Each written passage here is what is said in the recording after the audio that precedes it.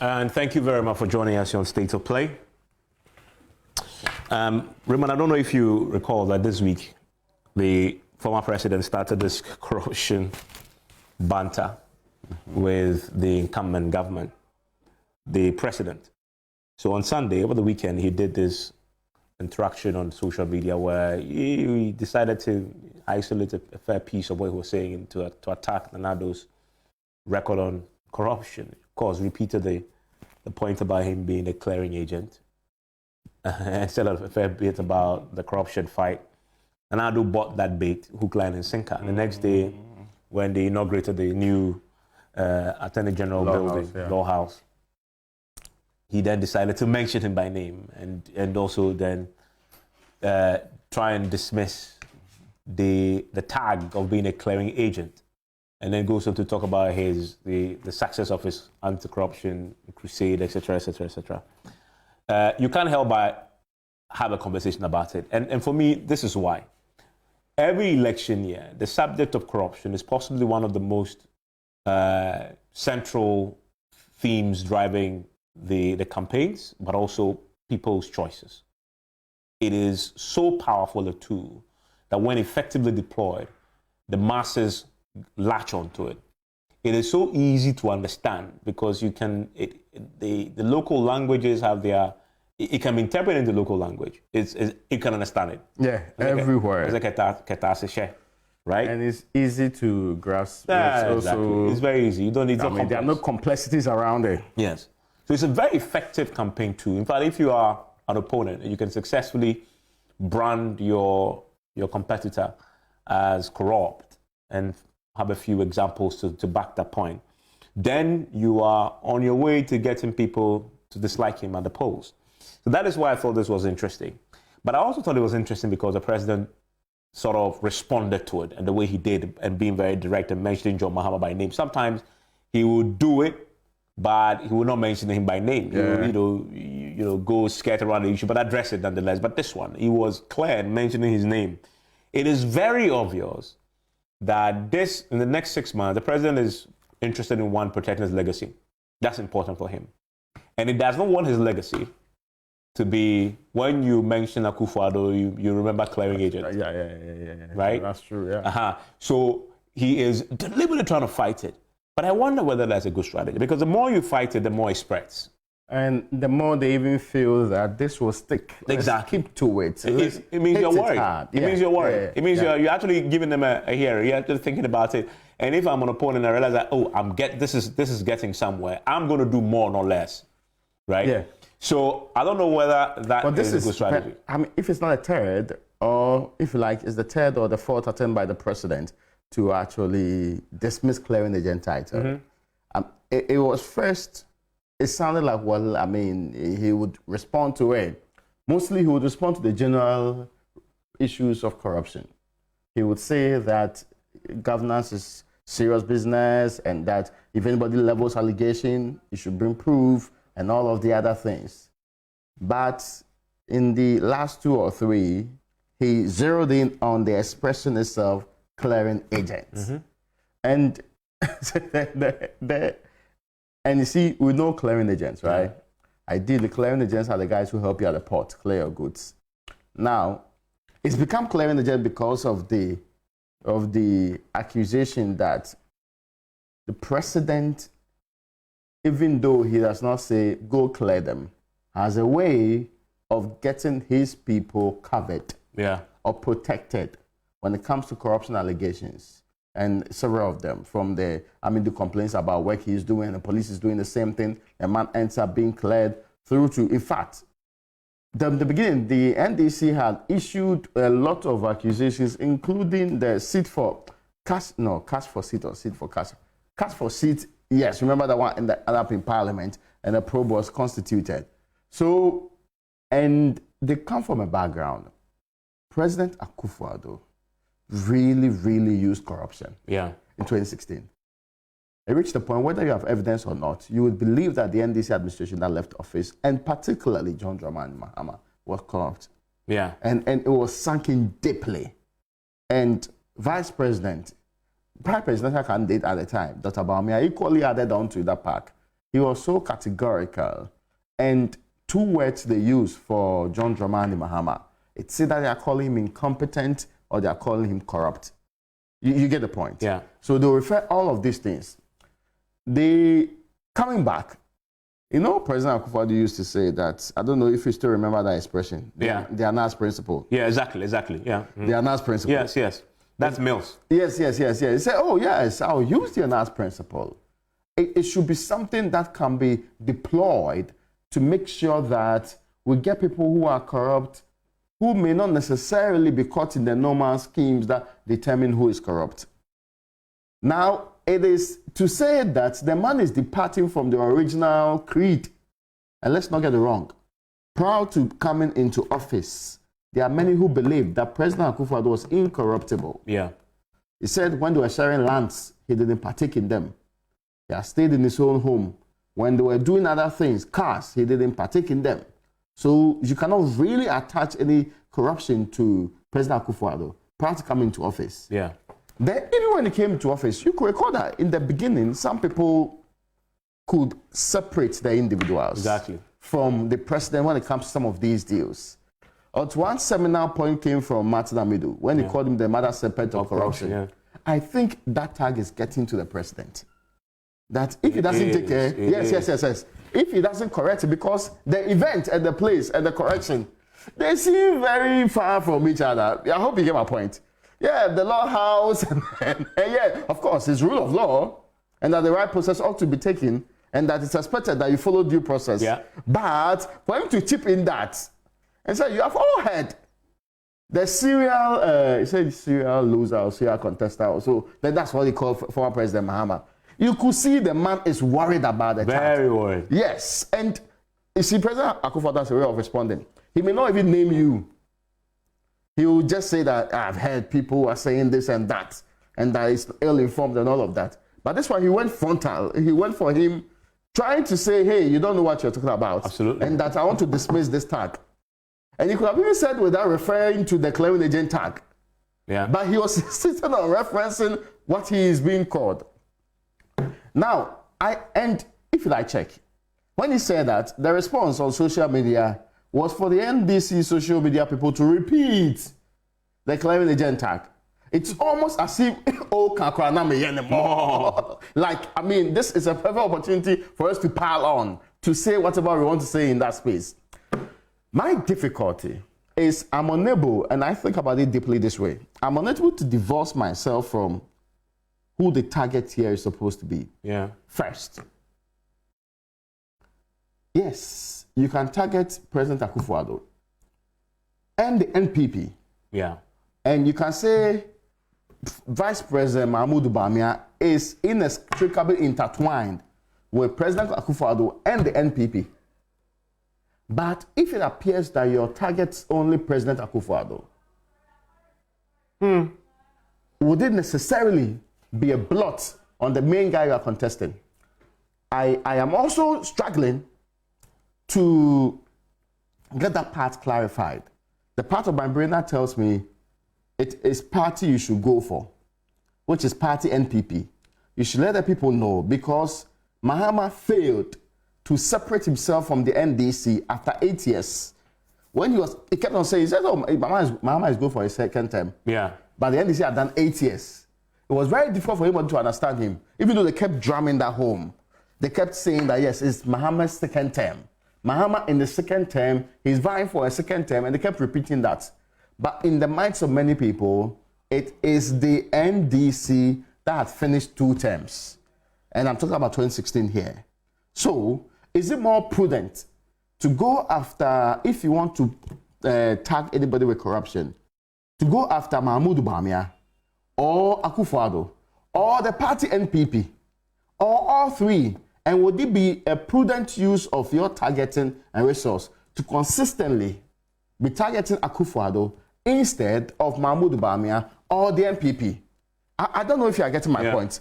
I'm saying it appears that, and he's responding to it, to Akufo-Addo today is a legacy matter. He's not contesting the next election. In fact, sometimes one wonders whether or not Akufo-Addo is so much interested in who wins the next election. Yeah, sometimes, you're not sure.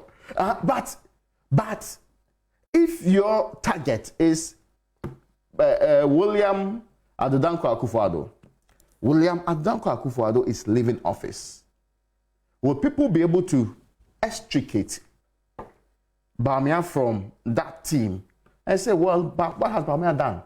You see, that point you made is a very, very important point. About first two things you can look at. One, the NDC strategy in using corruption as a campaigning tool. Yeah.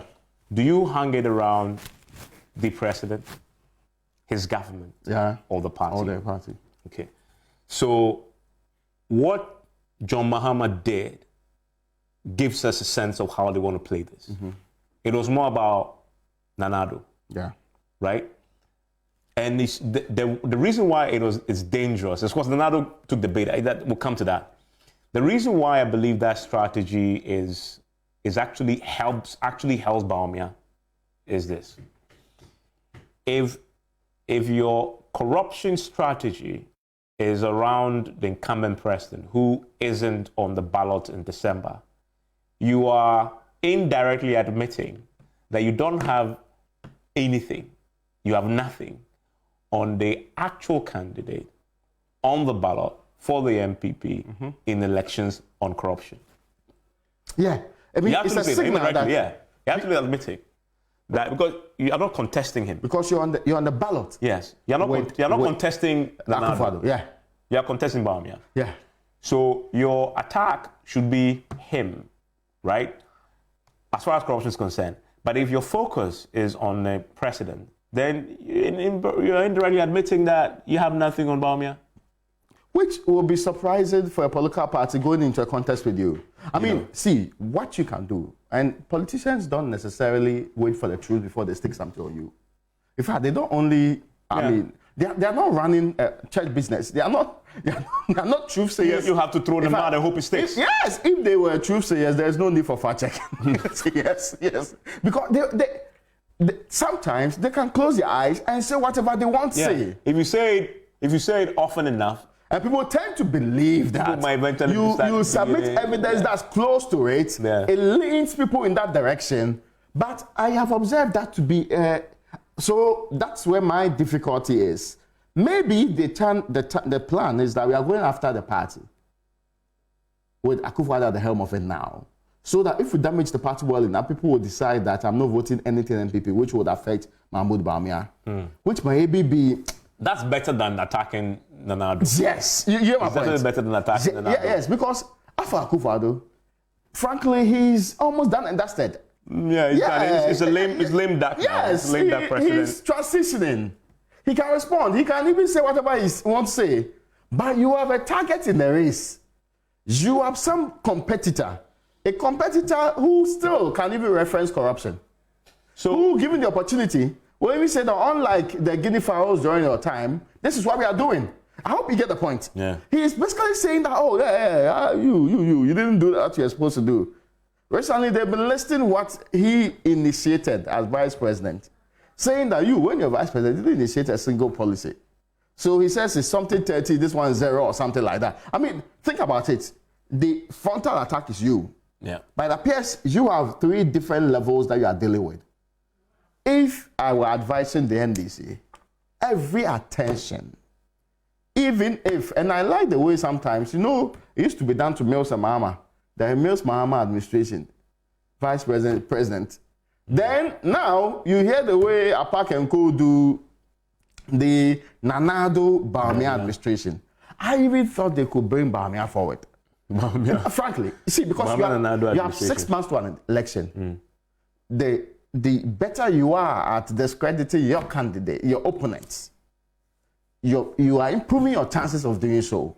Of course. You do not miss it. And that's one of the things that happened even during the 2016 election.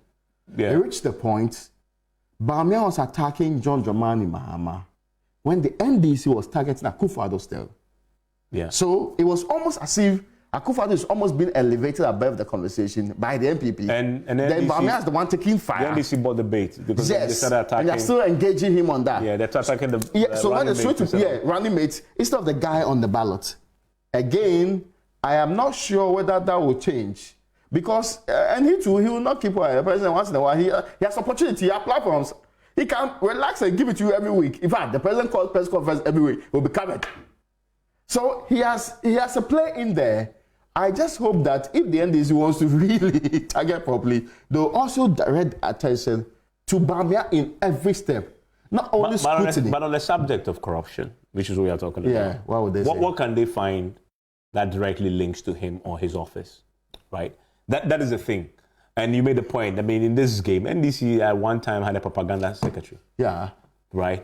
So maybe on this matter, they need to roll back the years. Yes. Because there's a role for that possibly in the campaign. There's a role for that in the campaign. Yeah. Whether or not Ghanaians have moved on from there, where of course the middle class maybe we see through, but the masses will be voting already. Yeah. But then corruption, once you throw that and throw it quite effectively, and John Mahama himself suffered it. I think he suffered it quite significantly in his time. But I'm saying there were two key issues that people raised, even if they were not substantive matters, they were so key. Mahmoud Bawumia kept on referencing, incompetent, corrupt. You get the point. Yeah, it went side by side, went together. Yes. And who believed it? Yeah, and yes, and it was stuck in the minds of the people. Yeah. I am yet to see they throw a similar thing or something else sticking strongly on Mahmoud Bawumia in ways that discredits him in the eyes of the masses of this country. Yeah. Other issues might discredit him. In fact, of course, Mahmoud Bawumia is predominantly away from the economy. That's not a doubt at all. But those ones may discredit him. But that's the point, right? And on the corruption part, I'm not hearing. That's difficult because obviously you need to have specific cases you can point to that you can directly put him in the middle of to say he was responsible. People around him or himself. That's true. Right? But of course, by virtue of the fact that he was a vice president, he takes part of the blame for the group. What the government has done generally. Which is what Bawumia has been very deliberate to try and distance himself from the government and other things. Right. Virtually every week of the month. And yesterday, people were trying to make the point that a leader who doesn't take responsibility for group action is not a good leader, right? But does the ordinary voter appreciate that dynamic? That dynamic. The distinction can it be done by everybody? Then there's a Nanado who's a president, there's a vice president so to what extent do you hold the vice president accountable for the ultimate decisions of his boss? Yeah. Is a key question that, these ordinary folks will ask. And what can you hold him accountable for? See, yes, maybe on the economy. But if there's a corrupt act within the office of the president, or let's say, or if you suspect corruption at the finance ministry, if you suspect corruption as, say, the bedroom money packing business, I hope you get my point. Yep. How do you carry that and come and put it on the vice president and say, oh, yes, he was directly responsible for it, or he's connected to it? The best you can say is the same party. Mm-hmm. So maybe they have not thought hard enough or not unearthed enough of the issues because this is 6 months to an election. And I actually think they haven't even deployed the corruption campaign too well enough. Yeah. They haven't. It's almost as if let's skip it and move on to other issues. It's such a powerful tool. But they haven't really deployed quite effectively. And it's not just, see, sometimes you may not even have concrete evidence of everything. They do perception around corruption in many forms. Yeah, and you see, the other thing, the Corruption Perception Index is the preeminent index for measuring how effective you are in dealing with corruption, right? John Mahama had great numbers when it comes to that in his time. That's true. He still holds a record for our best performance. Yeah, compared to government. Compared to this government. The government holds a record for our worst performance. It went all the way down to 40, I believe. Yes. John Mahama climbed all the way up to 48. 48, yeah. Right, and then it sort of his lowest is actually current government's highest mark. But even that, exploiting it. I'm not hearing the exploitation of that. That's exactly my point. Almost like saying, if they said we're corrupt, our worst is their best. That's my point. They did not done that point. They have not pointed us to that to say, this is our record on the matter. And another one that, again, is a plus for him. Your ability to fight corruption for me is measured by how strong you are when your own people are corrupt. Yeah. Right? You have the Bugapele example. Yeah. That Bugapele example. I prosecuted my Yeah, own. exactly. I prosecuted my own. And he went to jail. Exactly. It was not as if I waited for somebody to come and do it. That's such a powerful testimony. And then you have the deputy gender minister who was caught on the tape saying that she's in government to make, she wants to make $100 million, $1 million. We need to ask this question. If this was an Akufo-Addo minister, would he have been sacked? Would he have sacked her? I doubt that very much. And that question has because to be then, asked. First, the argument will be, oh no, why? She's just expressing aspirations. They'll reduce you to the law and say, which law has she broken in this? And we say that today. We say that. Even the president is saying, submit evidence first. They'll say, which law has she broken by merely expressing interest in doing something? Then they'll even elevate it from that level to another level and say, if you have evidence, submit to the police, let them arrest that her. He's done something real tangible beyond this. Yes. Even if you call for investigation, the institutions will come out and re-investigating. Yeah. Today, and it was recorded without her permission. Yes. In fact, the legalese and the legal gymnastics will take over. But at the time, merely having that tape out there sounded like, oh, this is quite preposterous. Yeah. Politics is being debased. It's been reduced to the lowest level. So we cannot have this conversation. We surely have to let her go. And even if you want to extend it, the woman who was in charge of the ministry that did the bus branding. Sedinam Jifa Ativo. Yes. Sedinam Temaklo is the one with Maslock. Yes, the one who's in the US. She was convicted. Yes. So, but you think about it, she resigned. For superintending the ministry. She did resign, yes. That gave the contract in this particular case. Now, think about it. You would want to say, oh, yes, but Sister Apa also resigned and all of that. You see, but the factors that went into Sister Apa's own and the back and forth, the OSP involvement, all of the other involvement, the treatment and everything. I am not equally hearing the NDC exploit this as safe because even if you're not interested in exploiting it as a Bawumia matter, it's an MPP matter. I was just explaining that sometimes Ghanaians are unable to distinguish their candidate from the party.